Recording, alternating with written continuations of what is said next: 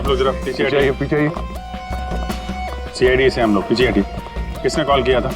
Sir मैंने call किया था। सर देखिए ना वहाँ क्या हुआ।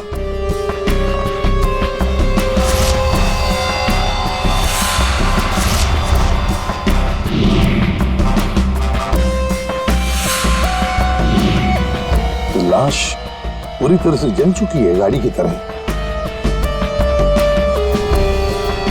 सबसे पहले किसने देखा था ये? सर मैं जब यहाँ से निकल रहा था तब मैंने इस कार को देखा था। इस कार में बहुत तेजी से धुआं निकल रहा था। और हाँ सर, मैंने देखा एक आदमी कार में पूरी तरह से जला हुआ था। मैंने देखते ही तुरंत आपको फोन किया।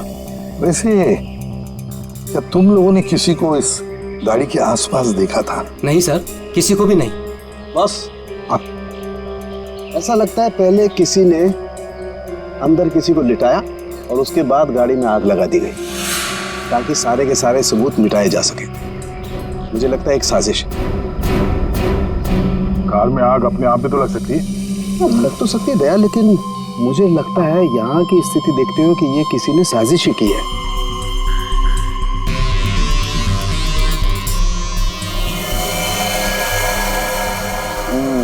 देखा बॉस,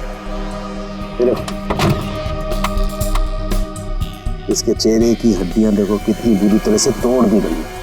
हाँ, बॉडी तो गाड़ी के अंदर आग में जल सकते हैं अभिजीत, पर ये हड्डियां किसी चीज से मारने पर ही टूटेगी। बिल्कुल सर, लेकिन इसके चेहरे की हड्डियां इतनी बुरी तरह से टूट गई हैं कि अब चेहरा बनाना बहुत मुश्किल है। कोई बात नहीं सर, लाश अपनी पहचान बताए या ना बताए, गाड़ी की पहचान तो जरूर हो जाएगी।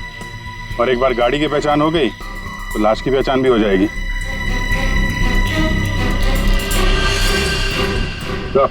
हाँ दे, ये देखिए सर, गाड़ी ने अपनी पहचान बता दी है, चेसिस नंबर।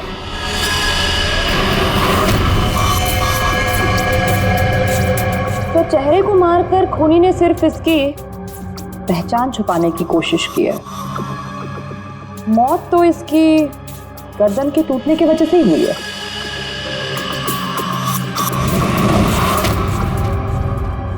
ठीक कह रही हो तारिका, पहचान बिगाड़ी और आग लगाई। ये कार जली नहीं, जलाई गई। क्या मिला? बॉस, कार में जो सैंपल्स लिए थे उससे पता लगा कि कार को एक खास किस्म के केमिकल से जलाया गया था। और ये बॉडी, इसके बारे में कुछ पता चला? ये एक औरत की लाश है, गर्दन पर वार करके इसे मारा गया है। इसकी पहचान ना हो सके इसलिए इसके चेहरे को भी बिगाड़ा गया था। इसका मतलब है इस औरत को कार के अंदर मार कर लिटा दिया गया और फिर कार को जला दी, या फिर ये औरत कार की मालकिन भी हो सकती है।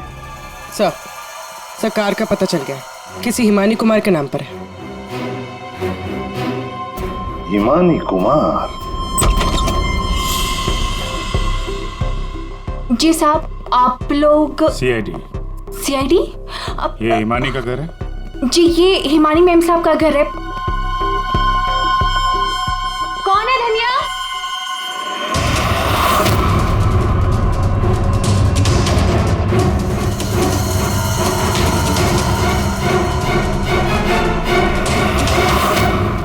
जी जी, हमें एक जली हुई कार में से एक लाश मिली है जो शायद हिमानी कुमार की है। किसने उसका खून कर दिया। और ये क्या कह रहे हैं आप? मैं हिमानी हूँ, आपके सामने जिंदा खड़ी हूँ। तुम हिमानी हो?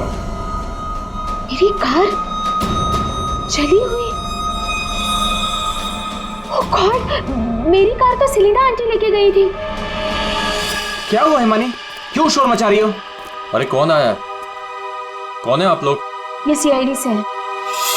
सीआईडी से? आप लोग कौन है? ये मेरे मामा हैं, मामी, चाचा और चाची। आपके घर की एक कार बुरी तरह जली हुई मिली हमें और उसमें एक औरत की लाश थी।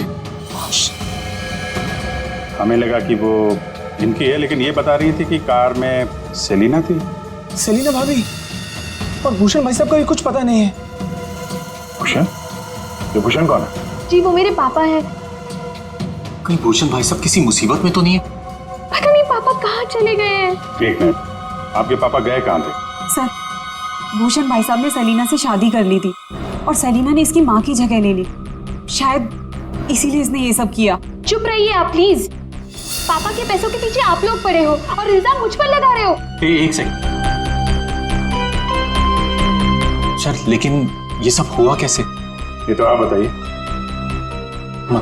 मतलब ये कि आपके घर के 2 लोग रात से गायब हैं और आप लोग शांति से सो जाते हैं, इंतजार करते हैं कि जब सीआईडी आएगी तब जागेंगे। भूषण और सेलिना को आखिरी बार किसने देखा था? सर मैंने देखा था, लेकिन अगर सेलिना आंटी को किसी ने मारा है तो कहीं पापा को भी। कब देखा था आपने? पापा कल रात करीब 10:30 बजे घर से निकल गए थे और उनके पीछे पीछे मैं भी निकल गई थी।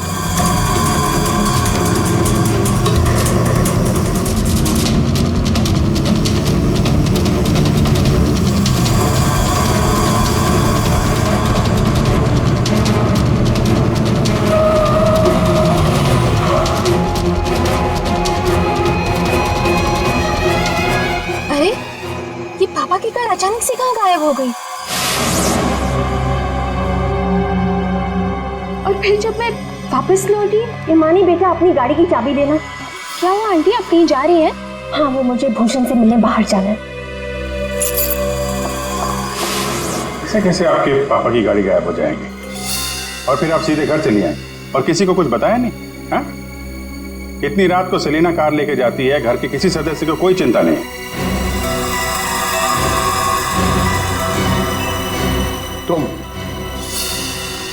तुम कहाँ थी? साहब मैं तो काम करने वाली हूँ, घर का काम करके मैं तो चली गई थी। मुझे इन सब चीजों में मत फंसाइए। हिमानी, तुमने अपने पापा को आखिरी बार कहाँ देखा था? वो जगह दिखाओ।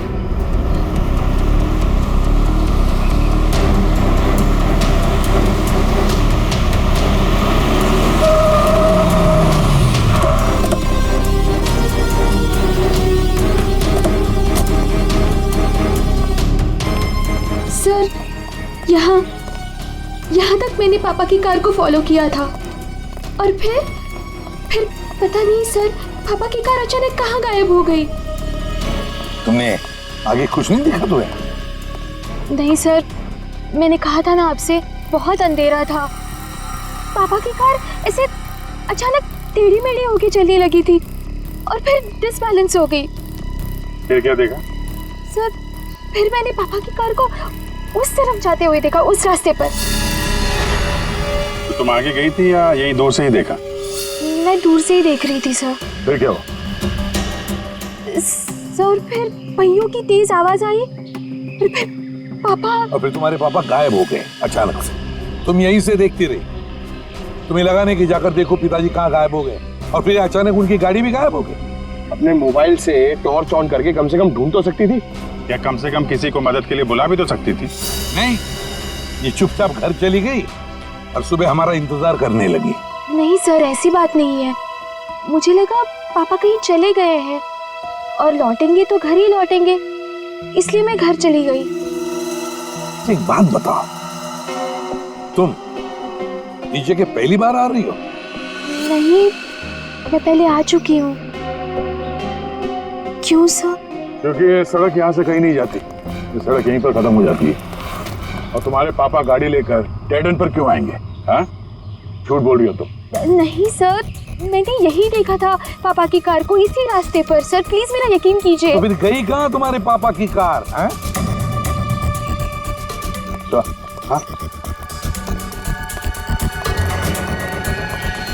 पहियों के निशान, और ये सड़क से इस तरफ जा रही है।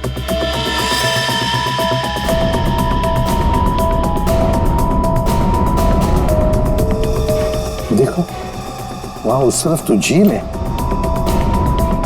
कहीं भूषण की गाड़ी झील के अंदर तो नहीं चली गई?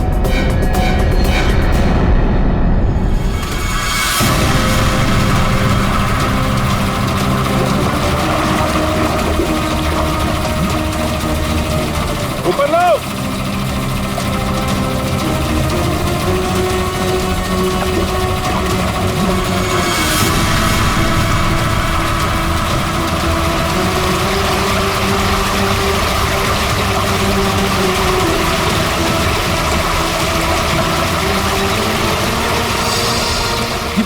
तो जीजा जी की कार है।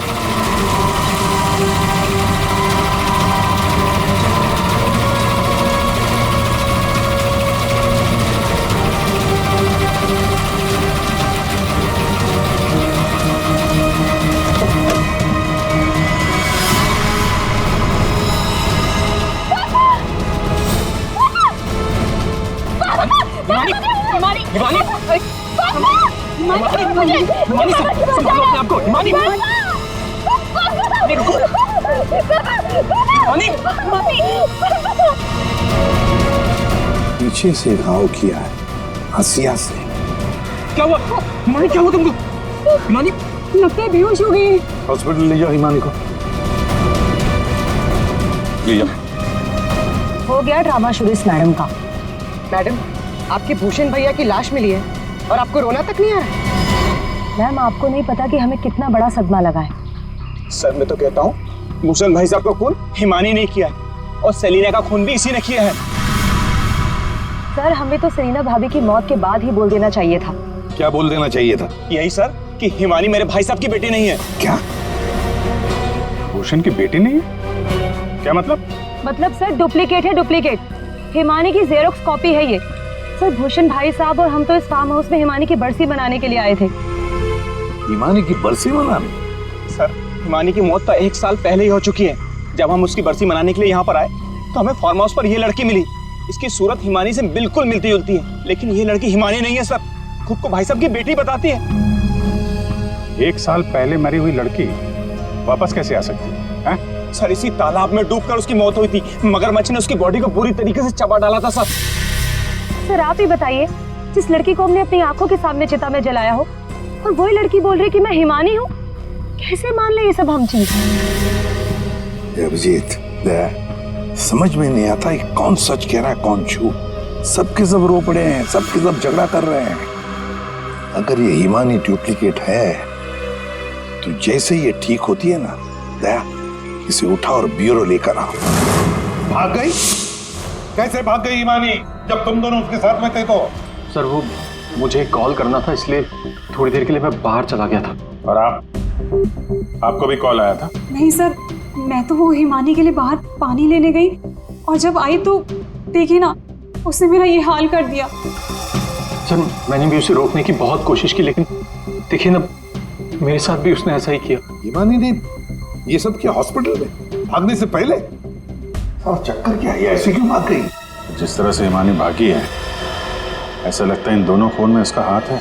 अभिजीत, अगर सच में ये हिमानी है तो फिर अपने बाप को क्यों मारेगी?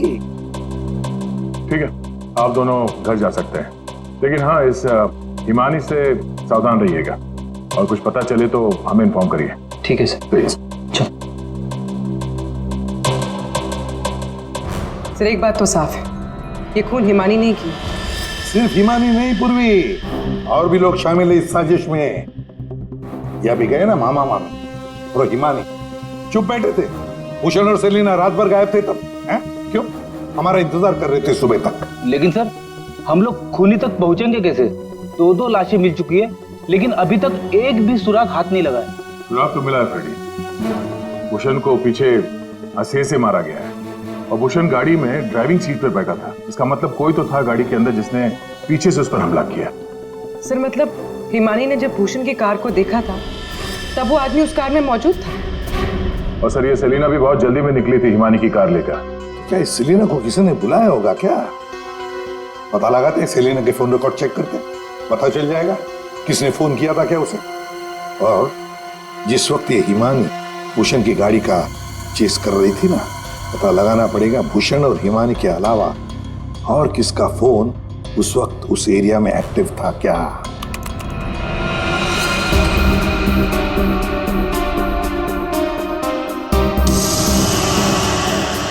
Private number?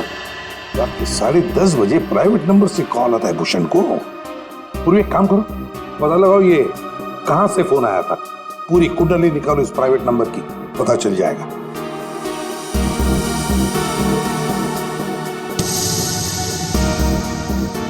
ये देखिए सर, रात 1 बजे भूषण के फोन से सेलिना को कॉल किया गया है। क्या भूषण ने बुलाया था सेलिना को अपने पास? हाँ बॉस, भूषण ने मरने के बाद सेलिना को फोन करके बुला लिया पार्टी के लिए। तू गया था पार्टी में? ये मजाक चल रहा है यहाँ पर था उनके? मैं मजाक नहीं कर रहा हूँ बॉस, आप खुद सोचो, सीरियसली सोचो। भूषण की मौत हो गई रात को 11:30 बजे, फेफड़ों में पानी भरने और हुक्के वार की वजह से। तो 1 बजे उसने कैसे फोन करके बुला लिया सेलिना? तो किसी और ने भूषण के फोन से सेलिना को फोन करके बुलाया। तो सर पता करते हैं कि इस भूषण का फोन और ये प्राइवेट नंबर रात को 1 बजे एग्जैक्टली कहां पर था?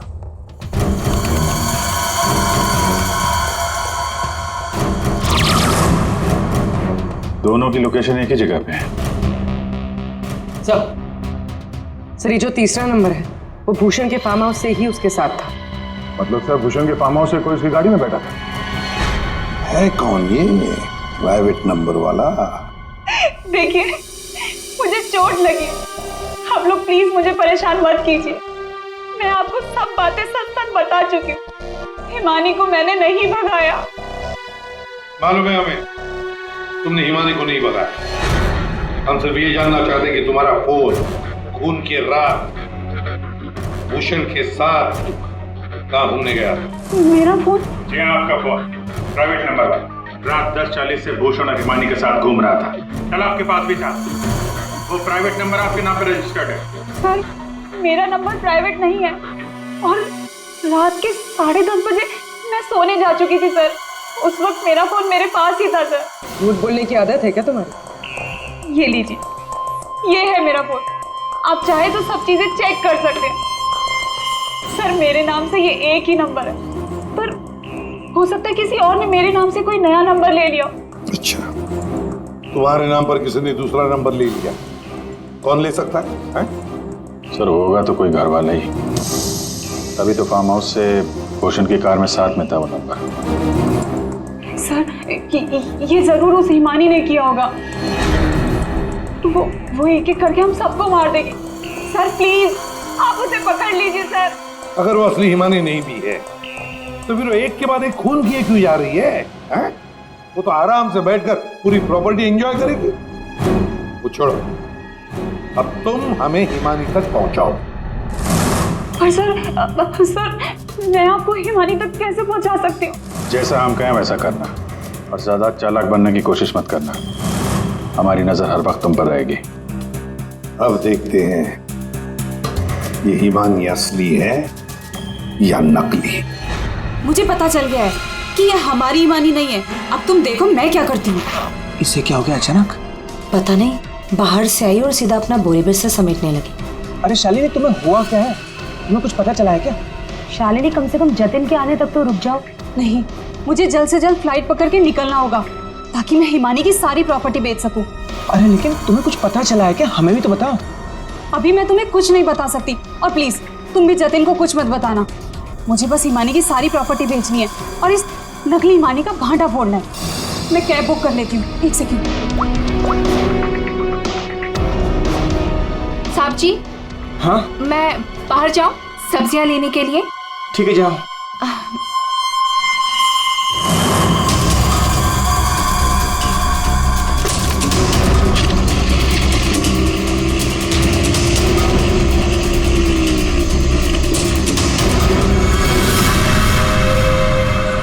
हाँ जतिन, तुम मेरी चिंता बिल्कुल मत करो।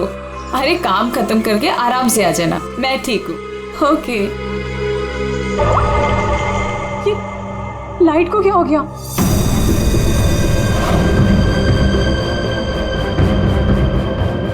तनुजा मोनिका भी नहीं आए, कहाँ रह गए वो?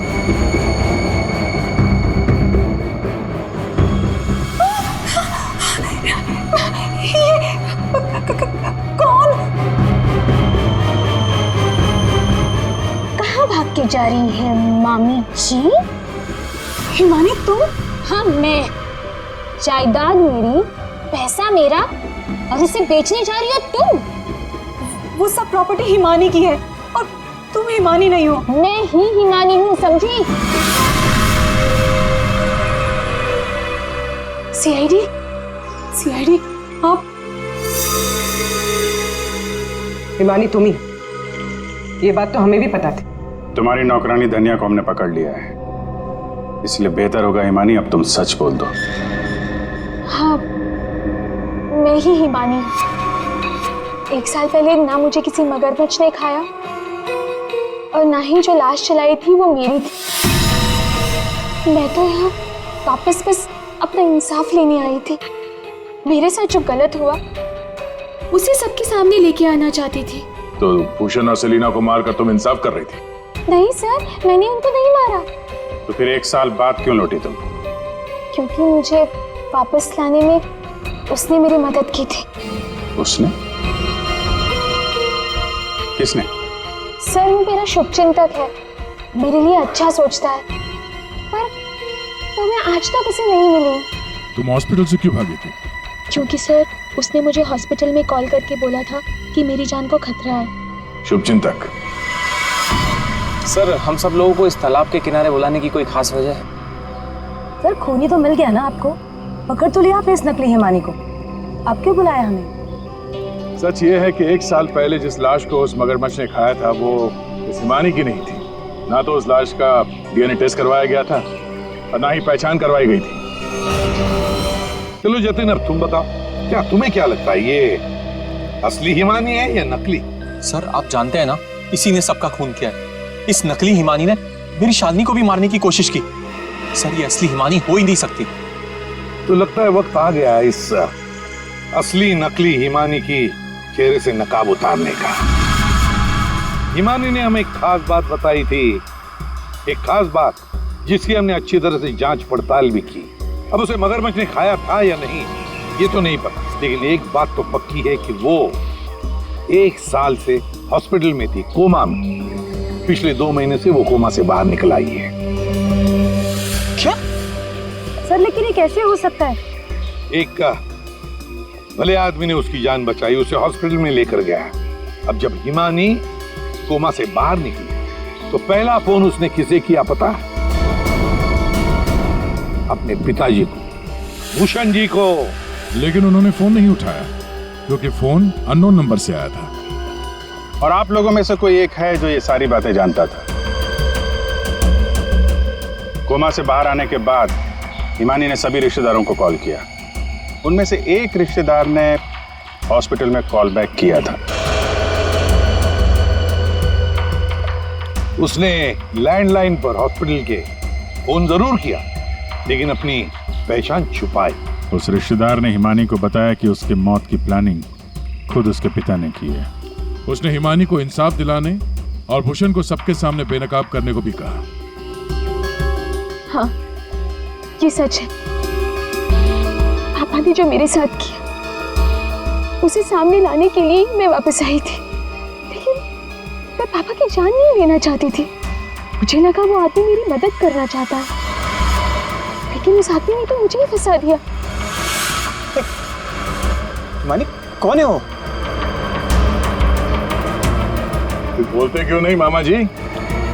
हाँ, आप तो बहुत सहायता करते हैं आप सबकी।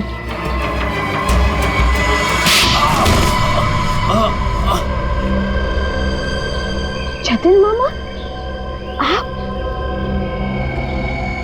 आप मेरे शुभचिंतक बने थे। पापा और सेलिना मॉम को मारने का तो कोई प्लान ही नहीं था। इसका मतलब आपने अपने प्लान के लिए मेरा इस्तेमाल किया। 1 साल पहले न जाने किसकी लाश को लेके आकर आपने मेरे पापा को बताया कि ये मेरी लाश है। ये सब आपने अपने फायदे के लिए किया। तो क्या गलत किया मैंने? अगर ये बात मैं तुम्हें पहले बता देता तो समझ जाती कि मैं कौन हूं। यहीं पर तुम्हें डुबा कर मारने का वादा किया था मैंने तुम्हारे बाप से, लेकिन अफसोस कि तुम बच गई।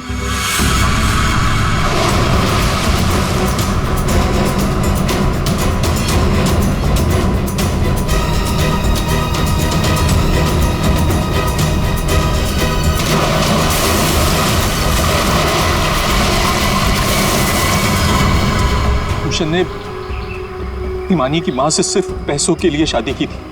हिमानी की मां के मरने के बाद सारा पैसा हिमानी के पास आ गया था। भूषण हिमानी को मारना चाहता था, इसलिए मैंने, भूषण और शालिनी ने मिलकर प्लानिंग की। हमने इसे डुबाने की भी कोशिश की, लेकिन ये बच गई। तुमने भूषण जी को जाकर किसी की लाश बता दी और उनसे कह दिया कि ये हिमानी की लाश है, मगरमच्छ ने खा लिया था उसे, है ना? जी, लेकिन भूषण ने उसके बाद मुझे दूध में से मक्खी की तरह निकालकर फेंक दिया और सारे पैसे पर खुद ऐश करने लगा।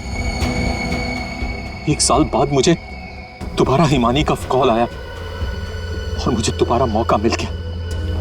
उसके बाद मैंने अपनी भांजी को अपनी प्लानिंग के हिसाब से नचाना शुरू कर दिया और मैंने प्लानिंग की कि पहले भूषण को मारूंगा, फिर सेलिना को मारूंगा और उसके बाद इस हिमानी को मारूंगा, लेकिन बीच में सीआईडी आ गई।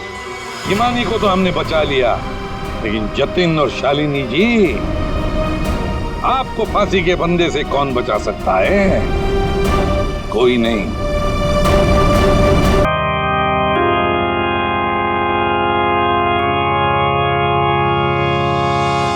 कोई अच्छा आदमी नहीं था डैनी, अच्छा हुआ मर गया।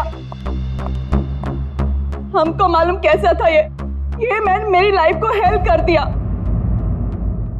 आप लोग जो इसको रोने के वास्ते आया ना, सच्चाई मालूम चलेगी तो गाली देगा इसको। आप लोग अंदर ही अंदर मेरे पे हंसता ना, जब इसकी पोल खुलेगी ना तो तुम लोग हंसेगा इस पे। कि डैनी की वाइफ को क्या हो गया?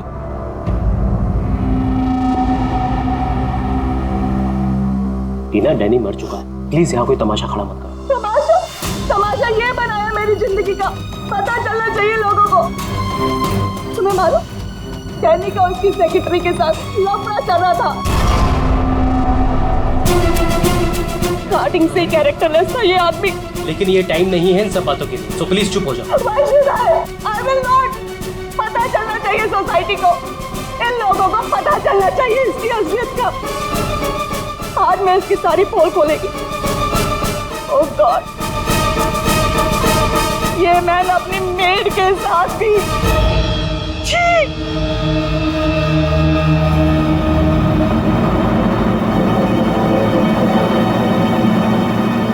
ये क्या हो रहा है? लाश तो जिंदा हो रही है।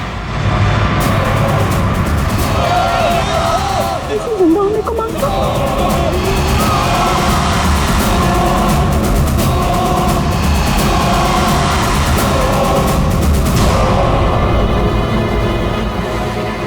ये काला काला क्या है?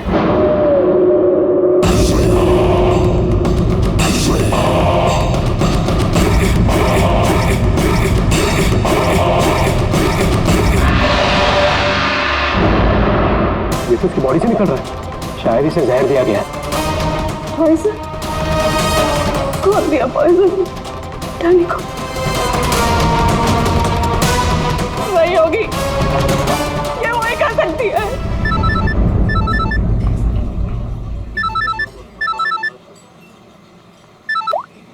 यस? तेरे बॉस की बॉडी में से कुछ काला काला निकल रहा है और उसकी वाइफ लोगों को चिल्ला के कह रही है कि तूने उसे पॉइजन देके मारा है। बहुत बुरी तरह फंसेगी तू। मरते मरते भी धोखा दे गया। कौन? बॉस? और कौन? तू जल्दी निकल यहाँ से। यार इतने दिनों के बाद मिले हम लोग आज, और प्यार की तो बातें भी नहीं की हमने। प्यार को डाल फ्रिज में, पुलिस आने वाली है, मेरे साथ साथ तू भी जाएगा। बॉस जहर से मिल गया, जल्दी निकल। मैम बिल कौन देगा? मैं ही दूंगी, और कौन देगा? जा लेके। अरे अरे, कहाँ भाग रहे हो भाई? आप कौन? सीआईडी। लड़की अंदर है। तू कहाँ जा रहा है? पकड़ो इसे। वो लड़की कहाँ जो साहब के साथ थी? अंदर गई सर। अंदर?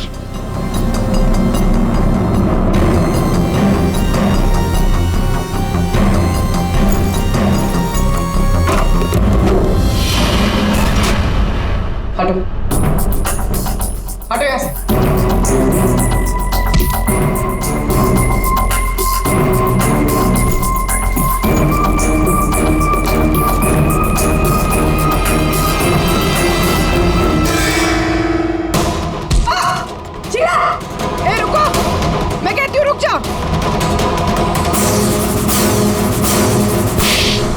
मेरे को घुमा रहा था एक दिन से और बोल रहा था कि बीवी को नहीं छोड़ेगा, बीवी को नहीं छोड़ेगा तो मैं कौन हूँ? तेरी माँ? सुना सर आपने, इसकी और इसके बॉस का चक्कर चल रहा था सर, इसने मुझे अभी भी घास डाली है सर। घास तुझे हम खिलाएंगे, पहले ये बता डैनी को जहर किसने दिया? हमें जहर किसी शीश के बैग से मिली है। और किसको मारने का इरादा था? सर मैं बहुत शरीफ इंसान हूँ सर, और शादीशुदा हूँ। एक शादीशुदा आदमी कॉफिन में लेटा है, उसके सीने से काला खून निकला था। परसों मिली थी ना तुम उसे? पर मैंने उसे जहर नहीं दिया। जहर देने वाली थी। मैंने उसकी बियर में जहर मिलाया था, लेकिन फिर उसको कॉल आ गया और वो भाग गया। झूठ बोल रही है तू। मैं सच कह रही हूँ सर, मेरे वाले जहर से काला खून नहीं निकलता। शीला ठीक कह रही थी अभिजीत, इसे कुछ और ही किस्म का जहर दिया गया है। कौन सा जहर है सालू सर? यार तुम्हारी प्रॉब्लम क्या है? हाँ, घोड़े पर सवार रहते हो हमेशा। लाश लैब में आई और बस तुमको सारे जवाब चाहिए 1 मिनट में। अरे यार बता। ये जहर ना ही किसी इंजेक्शन से दिया गया है और ना ही किसी खाने पीने की चीज से। तो फिर वही पता करना है बस। और हाँ, ये देखो इसके सूचस, ये टांके देखो। मुझे लगता है कोई अनाड़ी है, डॉक्टर नहीं है। मैं इसकी चेस्ट ओपन करके देखता हूँ, शायद कुछ मिल जाए। फ्रेडी, उस डॉक्टर को बुला जिसने इसका पोस्टमार्टम किया है। Yes sir.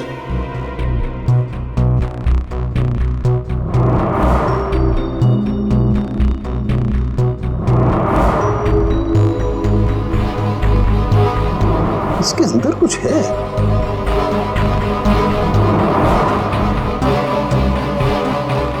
माय गॉड, ये तो गले का हार है। ये हार इसके छाती में कैसे है? अभी कुछ और भी है बस, ये देखो। इसकी छाती है या तिजोरी? ये सारे गहने इसकी छाती में आए कहां से?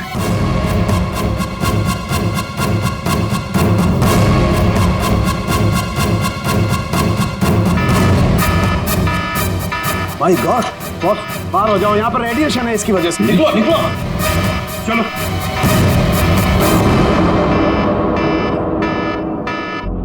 बॉस, अंगूठी में पोलोनियम के ट्रेसेस मिले।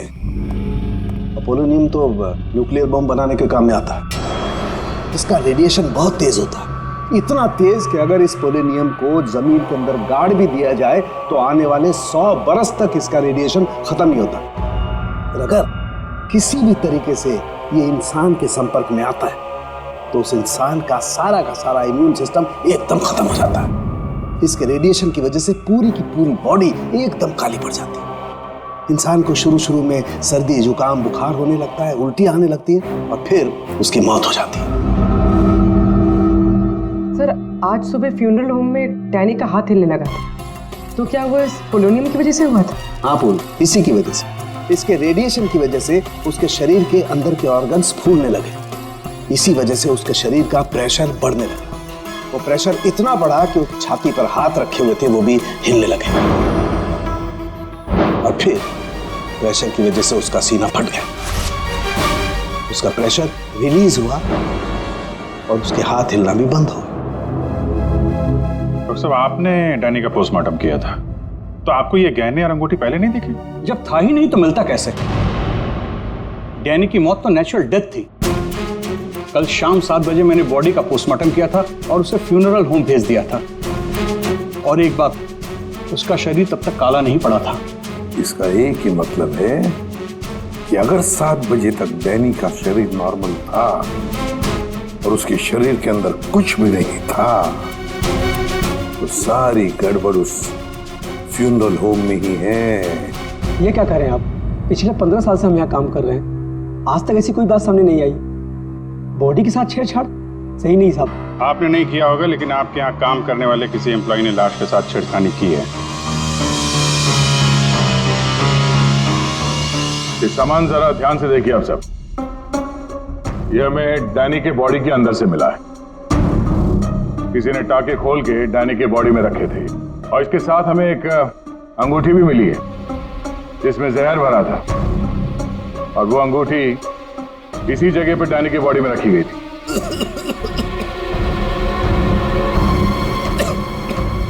पता नहीं साहब, डैनी की बॉडी में ये सब कैसे आया, हमें नहीं पता सर। हम सच बोल रहे हैं साहब। कोई तो है तुम में से जो झूठ बोल रहा है। हमने कुछ नहीं किया। हाँ साहब।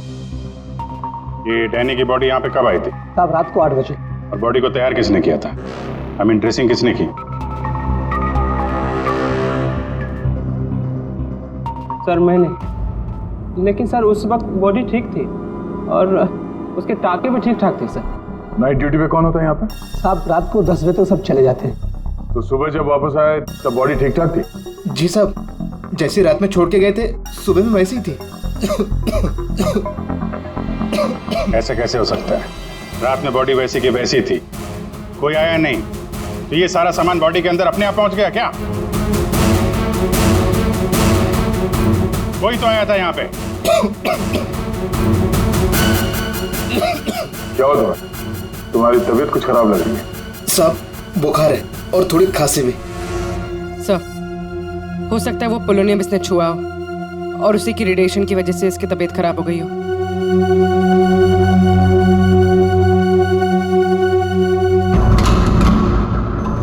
हाथ दिखाना जरा अपना, हाथ दिखाओ।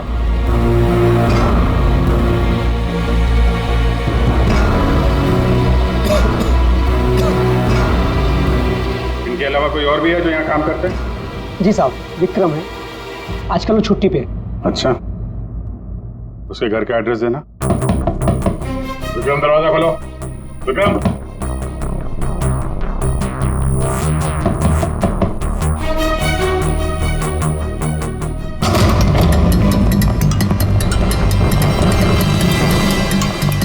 विक्रम, विक्रम, विक्रम, क्या हुआ? Vikram, Vikram, oh no, ready, जल्दी से एम्बुलेंस को बुलाओ, इसकी जान खतरे में है। विक्रम, ओह नो, अभिजीत, हाँ, ये देखो, इसके कान में से काला खून निकल रहा है। लगता है पोलोनियम का असर हुआ इस पर।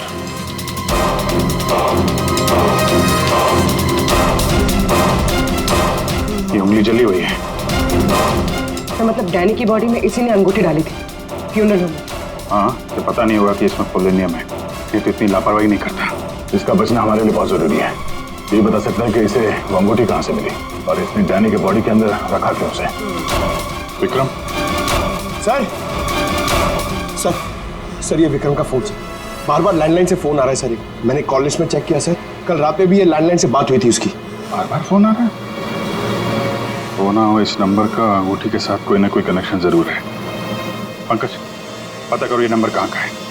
सर जिस फोन से कॉल की गई थी वो 4th फ्लोर के कॉरिडोर में लगा हुआ है। आपके होटल के गेस्ट तो कमरे का फोन इस्तेमाल करते होंगे। ये कॉरिडोर में जो फोन है उसे कौन कौन यूज करता है? सर होटल के स्टाफ मेंबर्स कॉल करते हैं और कभी कभी गेस्ट भी कॉल कर लेते हैं। कितने स्टाफ है ऊपर? 3 हाउसकीपिंग स्टाफ। जी, ये वही फोन है जिससे बार बार विक्रम को फोन किया जा रहा था। वेट करते हैं, थोड़ी थोड़ी देर में फोन कर रहे हैं तो फोन करने तो आएगा ही।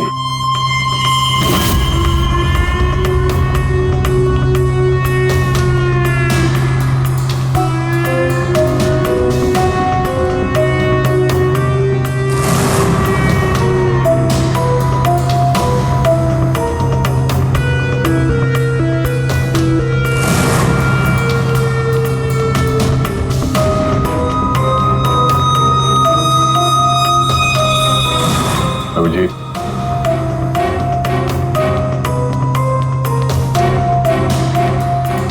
वो तो निकल गई यहाँ से।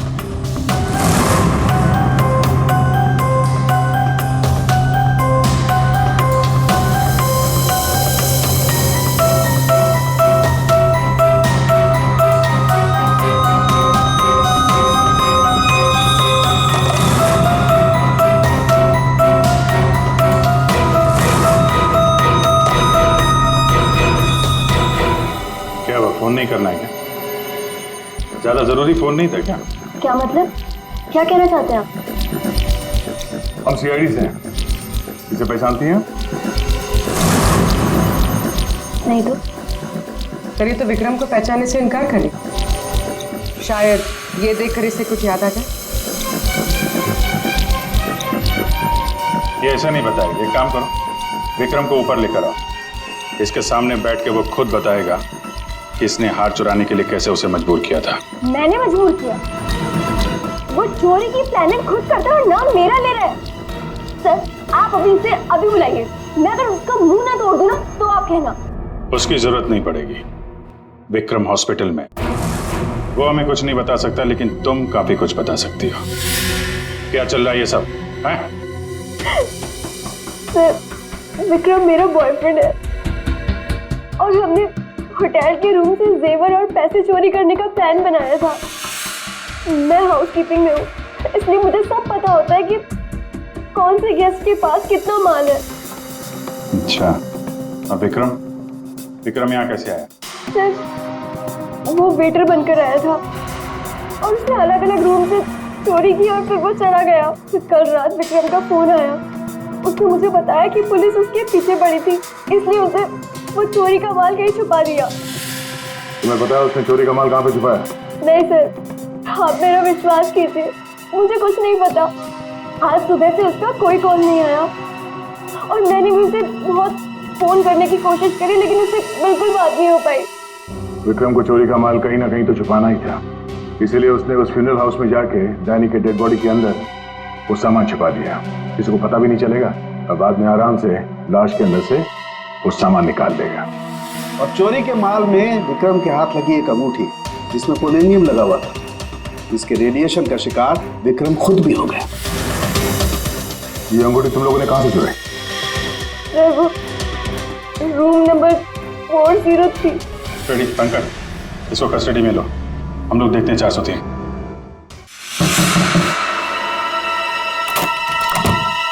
अच्छा आप लोग आ गए, मैं कब से मदद के लिए आवाज दे रही थी।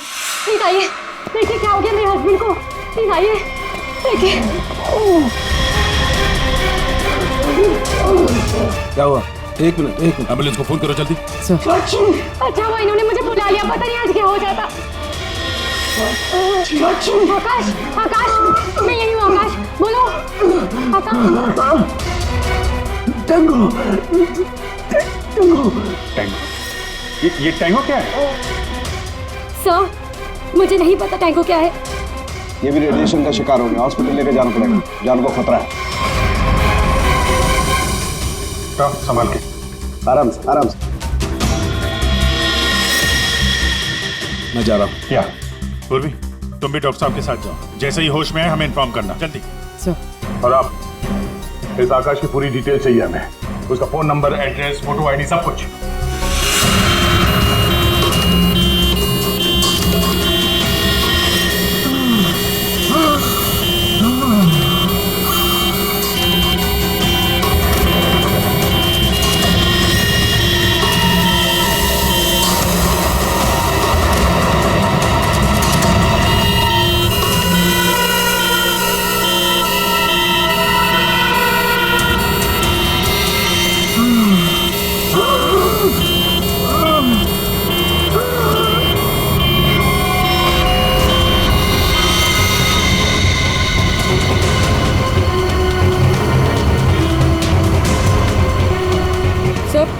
ये एम्बुलेंस यहाँ क्यों रुक गई? एक मिनट देखते हैं।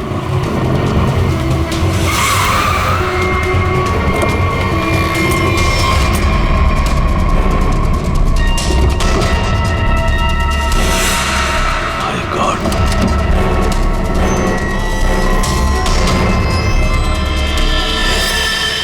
ये तो बेहोश हो गए।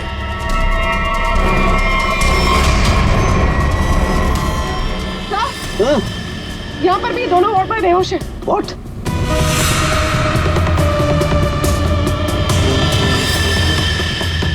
ये देखो पूर्वी, इनके चेहरे पर कुछ डाला गया है, जल गए यहां से, और इसीलिए दोनों बेहोश हो गए।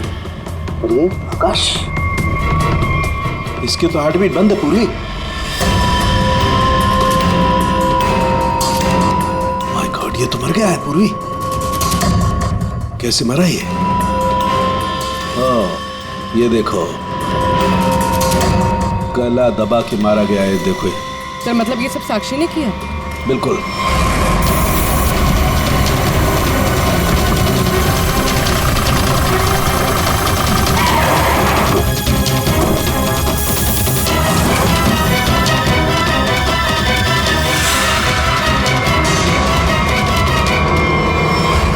मतलब आकाश ऐसा कुछ जानता था जो साक्षी नहीं चाहते थे कि वो हमें पता है? बिल्कुल। मैं सर को कॉल करते हैं। आकाश का फोन उसकी पत्नी ने किया है। एक काम करो, आकाश के घर चलते हैं, वहीं पता चलेगा कि पति पत्नी के बीच में क्या चक्कर था। और अभी आकाश की मौत के बारे में किसी को बताना मत।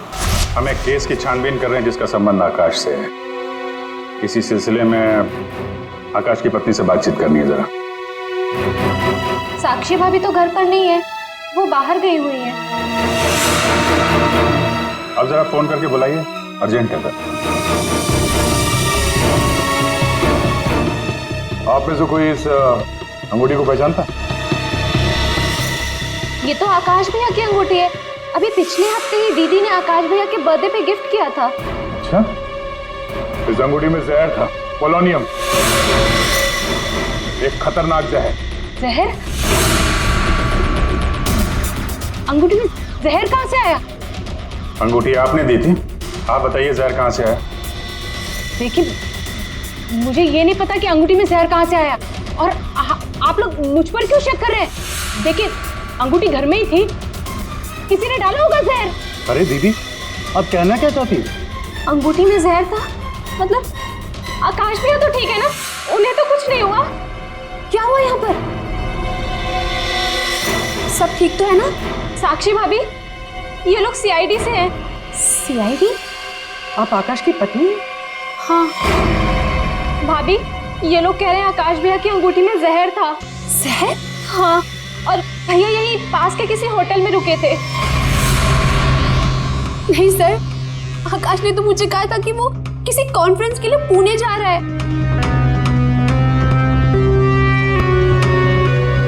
आप इसे पहचानती हैं?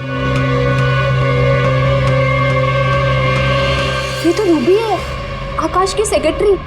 पर ये आकाश के साथ होटल में क्या कर रही थी? रूबी?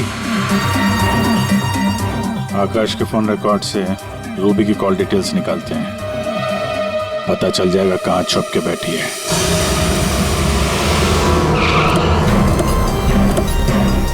सर, रूबी का मोबाइल इसी बिल्डिंग में, रूबी भी यही होगी।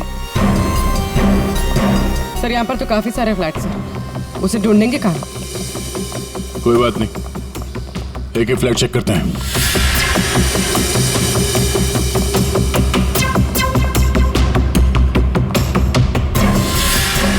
सर सर सर, फोन यही कहीं है।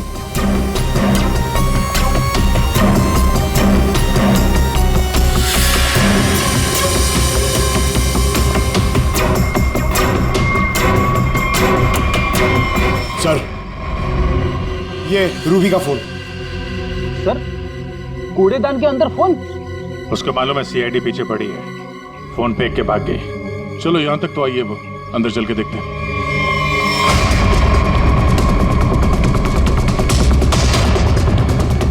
खून?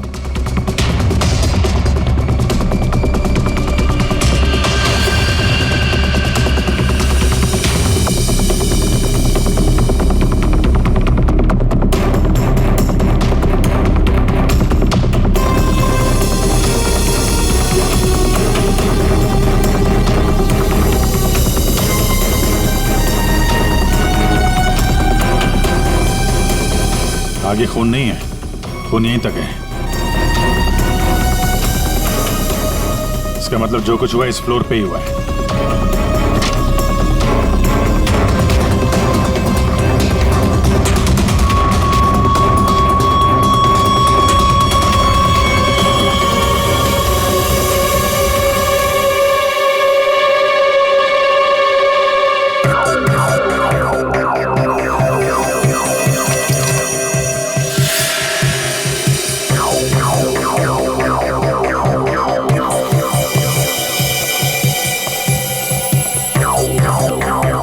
जबरदस्त हाथापाई हुई है।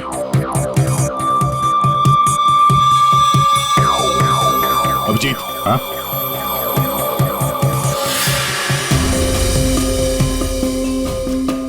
लगता ड्रग्स का चक्कर है। सर,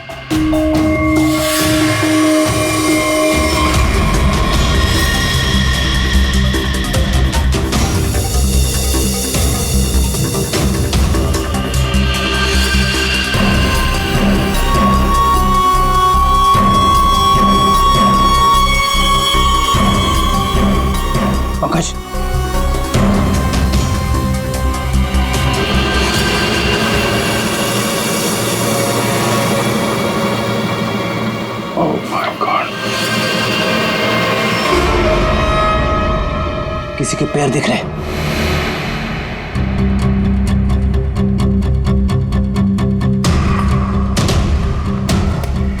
गोली मारी है, रूबी नहीं मारा होगा। है कौन ये? मर गया क्या?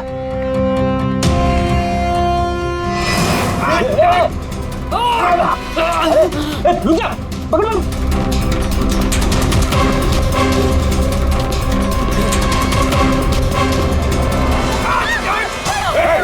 छोड़ो मुझे। छोड़ो सर, कुछ नहीं करेंगे। छोड़ो, कौन हो तुम? उसने क्या किया? छोड़ो मुझे। कुछ नहीं होगा, हम लोग बैठ के बात करते हैं ना। छोड़ दो मुझे। छोड़ो उसे पहले गोली मार दूंगा, इसको अब भी खोपड़ी खोल दूंगा मैं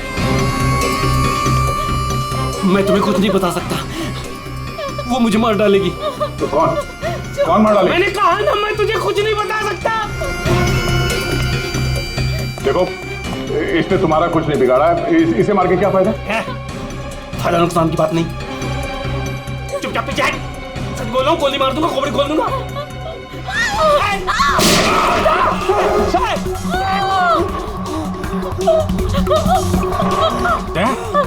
क्या हुआ? गोली छू के निकली है। कहाँ है वो लड़की?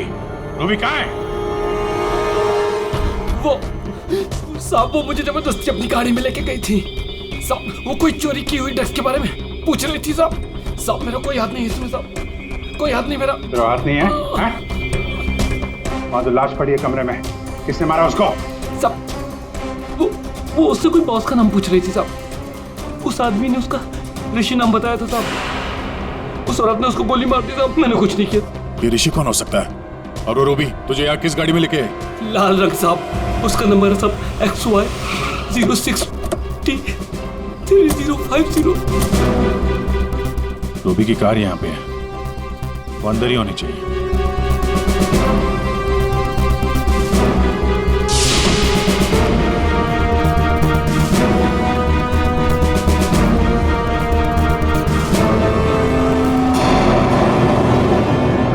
सर,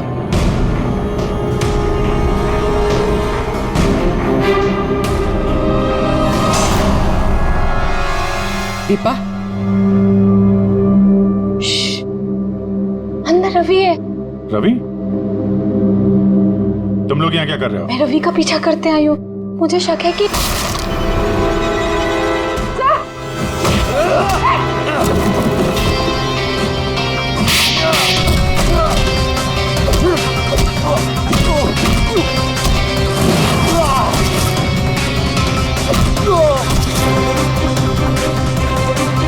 सर, बकरा मिल गया।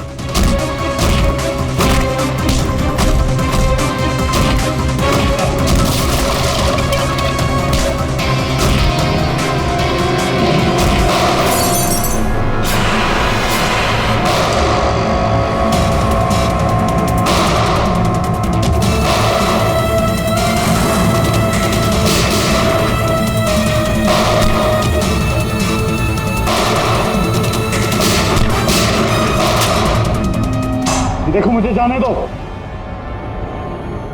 वरना मैं तुम सबको भून डालूंगा।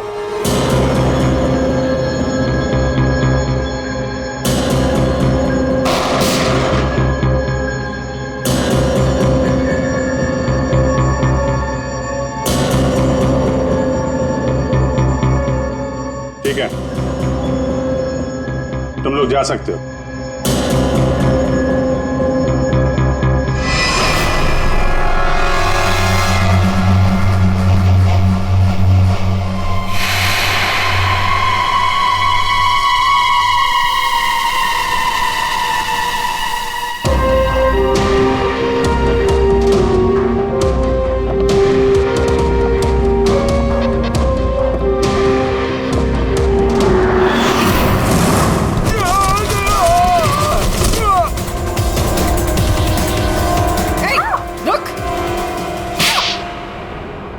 हाँ सर, हाँ, मैं ड्रग्स का धंधा करता हूँ, लेकिन किसी ने मेरे 50 करोड़ का माल चुरा लिया सर। और मुझे आकाश पे शक था, इसलिए मैंने रूबी से कहा कि उस बारे में पता कर। मैंने होटल में आकाश का फ़ोन चुरा लिया था और उसी फ़ोन के ज़रिए मुझे पता चला कि आकाश अगली ड्रग डीलिंग किसके साथ करने वाला था। ड्रग? ये ड्रग तो नकली है, टेलकम पाउडर है ये। मैं बर्बाद हो गया सर, मैं बर्बाद हो गया। ये आकाश के पार्टनर का काम है। कौन ये पार्टनर? उसी पार्टनर के बारे में पता करने के लिए मैं उस दिन आकाश के होटल रूम में गई थी, लेकिन वहां पहुंचने के बाद मैंने देखा कि आकाश की हालत बहुत खराब हो चुकी थी। वैसे ये टैंगो टैंगो कौन है? टैंगो टैंगो कोई आदमी नहीं है बल्कि इसी ड्रग को टैंगो कहते हैं।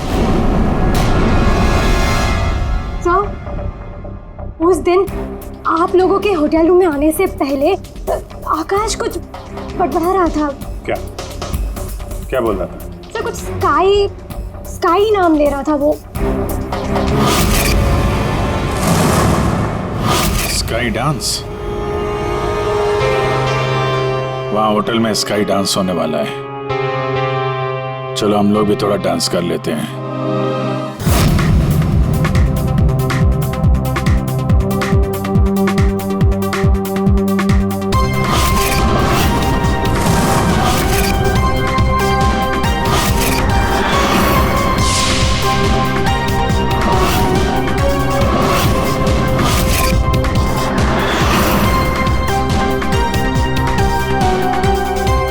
ये पिंक वाली किसी ढूंढ रही है?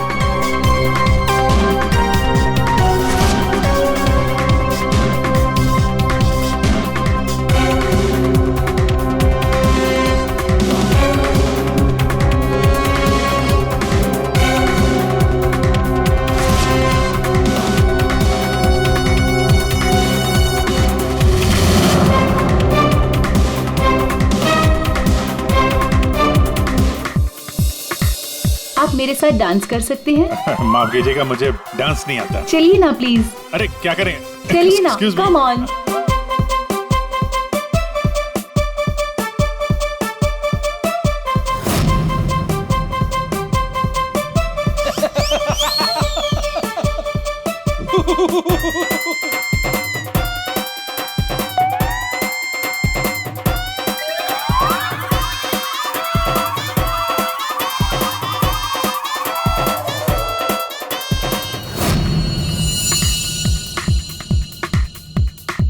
एक मिनट, मैं आप कंटिन्यू करो, मैं अभी आता हूँ।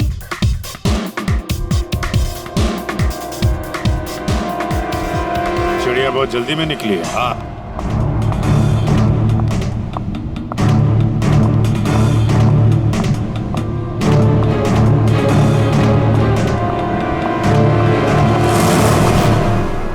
आप आकाश की पत्नी हैं? हाँ।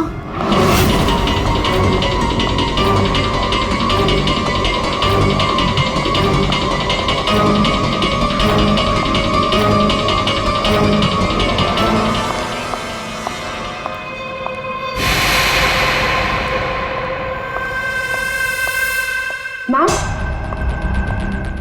क्या मैं आपकी कुछ मदद कर सकती हूँ? एक्चुअली वो जैकी के रूम में मेरा कुछ सामान रह गया था, बस उसे लेने आई हूँ। ओ, तो मिस्टर जैकी आपके दोस्त है? हाँ। लेकिन मैम, मिस्टर जैकी ने तो किसी को भी अपने रूम में आने से मना किया। मैंने आपको कहा ना कि उसके रूम में मेरा जैकेट रह गया है, बस उसे लेने आई हूँ, that's it. I am really sorry ma'am, मुझे जैकी से बात करनी पड़ेगी। Just give me a minute, I will just talk.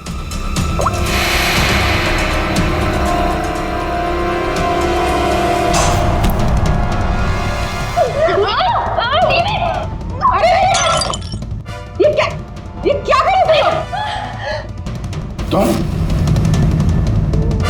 Sir, ये जबरदस्ती जैकी सर के रूम में घुसने की कोशिश कर रही थी। जब मैंने उसे रोका तो वो मुझे मार रही थी सर। तुम आकाश के पार्टनर हो, तुमने खून किया उसका? नहीं सर, मैंने आकाश का खून नहीं किया। मैं तो बस यहाँ पैसे लेने आई थी। वो 2 दिन पहले मुझे आकाश के जेब से एक पेपर मिला, उसमें इस पार्टी के बारे में लिखा था और उसमें जैकी का नाम भी लिखा था। जैकी को ढूंढ नहीं थे तुम? हाँ सर, दीपा से मुझे पता चला कि आकाश करोड़ों की डील करने वाला था और मैंने सोचा कि यहाँ पर आके डील के सारे पैसे लेकर भाग जाऊं। मतलब आकाश जैकी के साथ डील करने वाला था? हाँ सर, वो डांस करते करते मैंने जैकी के जेब से के रूम की चाबी निकाल ली थी।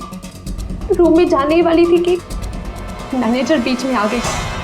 अच्छा, रेडी पंकज, देखो जरा रूम में। सर सच में मैंने आकाश का खून नहीं किया। हाँ सर, पक्का आकाश के पार्टनर ने उसका खून किया होगा। सर, हाँ, ये पैसों का नोट का बैग जैकी के रूम से मिला। इसे क्या हो गया? माय गॉड, क्या हुआ? क्या छुपा रही हो? कुछ नहीं। हाथ दिखाओ। कुछ नहीं है। अच्छा, तुम्हारे पास थी वो अंगूठी, तुम हो आकाश की गुमनाम पार्टनर।